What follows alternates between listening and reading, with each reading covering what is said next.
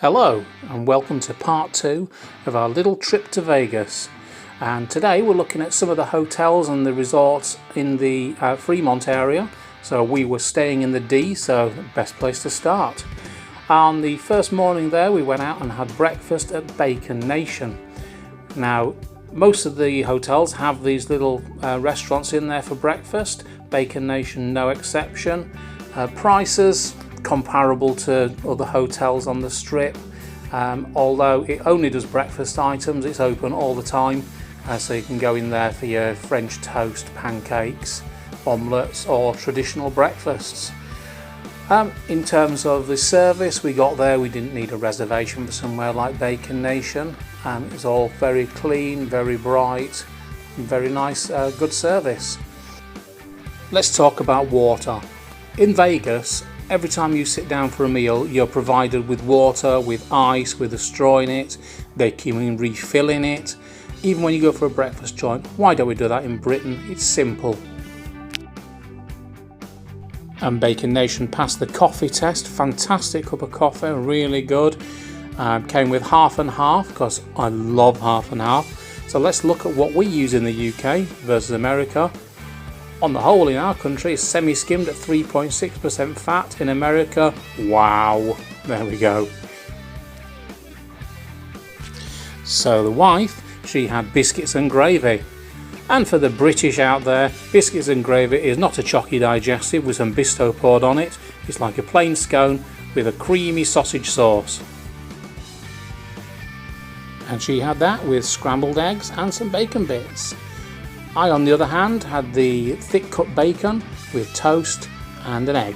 And I like A1 sauce when I'm in America, but which is best, HP or A1?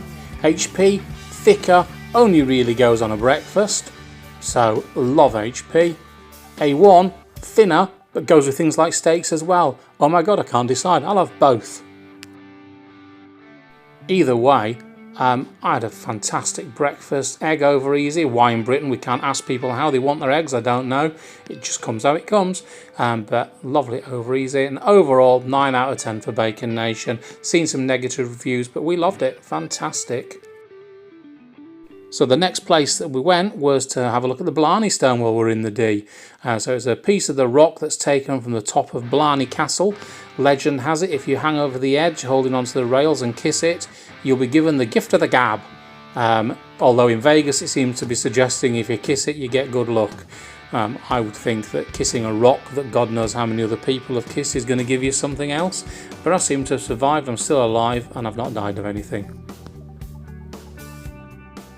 And the next stop at the D is Andiamo's, where we had $100 off as part of the deal we had at staying at the hotel. And it's the beautiful entrance at the top of the escalators. As you can see from the menu, prices are pretty comparable with the rest of Vegas for a steakhouse. Service in there fantastic. A lot of the old guys in there look like old Vegas gangsters, which is a little bit authentic. But what I didn't take a picture of is the bread. And it was fantastic bread service. It had like an aubergine tapenade, but it was like a parmesan bread, and then there was a softer bread. So why don't we do a decent bread service in the UK? Why do you only, if you're lucky, get a bread roll or some warm bread and packets of butter? The artisan breads in Vegas with whipped butter, wow, are amazing. Because we didn't order a starter, they still brought us a nice little angel hair spaghetti pasta. Americans watching this, yes, I mean pasta, not noodles. Noodles are a Chinese food or an Asian food. We call it pasta. It's a lasagna sheet. It's not lasagna noodles. It's not penne noodles, it's penne pasta. Oh my god. Calm down, Mark. What was the food like? Well, the steak was sublime. The zip sauce that they cooked them in is like a buttery sauce. Wow, it's amazing. Fantastic steak. There's the wife steak as well. Again, beautiful. The char on it. Wow, if you get to go anywhere, go there. With a massive baked potato with all the fixings. It's not like a baked potato in this country. Absolutely beautiful. And there's the broccolini that the wife insisted on ordering so it can sit there, and then at the end she can go, "I'm not hungry now, Mark, can you eat that?" So I end up eating a load of broccolini that I didn't want to eat. But of course she still found the appetite for dessert, which we had. Cheesecake, beautiful. Oh, they come out with all the desserts on a tray. Wow, it's amazing. And the creme brulee, again, fantastic. Overall, food quality superb, service superb, definite 9 out of 10 all day long. Next we made our way from the D up to Circa, which is up on the top corner opposite the plaza. Beautiful old casino and a lovely place. So the first thing we went to look at is Vegas Vicky, who's a neon cowgirl who is now resident there after being resident on the streets, which sounds a bit dodgy, but now she's resident inside Circa, and it's just one of those things you have to go and do and take a picture with her. So that's what we did, and then have a look at the Mega Bar, which is the longest bar in Vegas, and there's still only 2 people working behind it. And then finally to have a look at the sports book. The pictures don't even do justice to how huge this is. Imagine a pub in Britain showing sport with about 500 screens in it. There's just so much going on at once. It's absolutely immense, and not one screen was showing the Huddersfield Town game. Absolutely shocking, but definitely something you have to go and see to appreciate the size. And there's comfy seats as well, which is nice to use those, because there's not many places to sit down in Vegas without having to put $20 in something. And the reason we actually went to Circa was because staying at the D, we also got free use of Circa Swim, which is the outdoor swimming pool. Again, that's part of like a sports book as well. So we went up the crazy escalator, had my little cosy on underneath my clothes to spend a bit of time having a little bit of a swim. Spent going up another escalator, but at least these ones work. Only to find out that Circa Swim on that day was closed. So here's a picture of it, because I didn't get to enjoy it either. So then we go on our whistle stop tour over to the Golden Nugget, and unfortunately the bar was closed, but we got to see the Shark Tank. It's always a nice one to go and see, especially if the bar was open around the pool.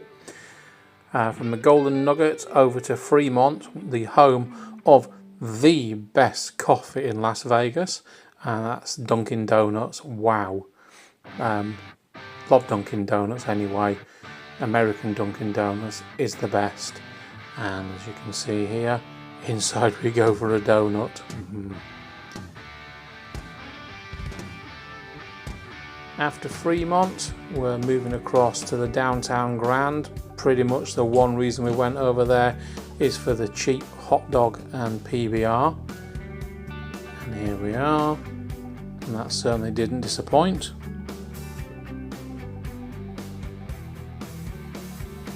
And the next move from the Downtown Grand, we went further downtown, so past the Slotzilla and down to the container park, where the giant, a praying mantis or a cricket, I don't know. It was during the day, so we didn't get to see the flames coming out the head, but it's definitely worth a little wander around the container park. A few bits of fun down there, a few shops, and probably one of the best signs we saw in Las Vegas. And start to walk back up past Evil Pie, which unfortunately we never made it to. And then from there, a little bit of time up to the very end to the plaza. Beautiful hotel, home of the Carousel Bar. We were supposed to go to Oscars, we never got to go there. Nice drink of your sugary drinks, love your sugary drinks, and saw this strange looking hillbilly man there. Very odd people in Vegas. And onwards then to the Mob Museum. So this is a beautiful old building. as you're walking away from the Fremont Street experience. And I have to say, one of the most worthwhile things that you'll do when you go to Vegas. I'm not going to show loads and loads of the exhibits because it clearly spoil it, but you can get deals online to go earlier in the morning, so it doesn't cost quite as much. And yeah, it's a fantastic place. You can have your photos taken on the way in next to the old police lineup boards. That's all good fun.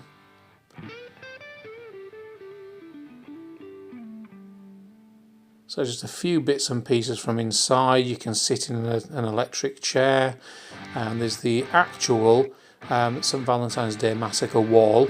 Brilliant. Lots of different weapons from different gangsters. It's very weird though when you're in there and you're looking at the age of things, that the first Mormon settlement in Las Vegas was round about the time that my house in the UK was built. So you've packed a lot of history into a short time. There's Al Capone's pistol, and if you do one thing is go and see the Family Secrets talk. It's fantastic.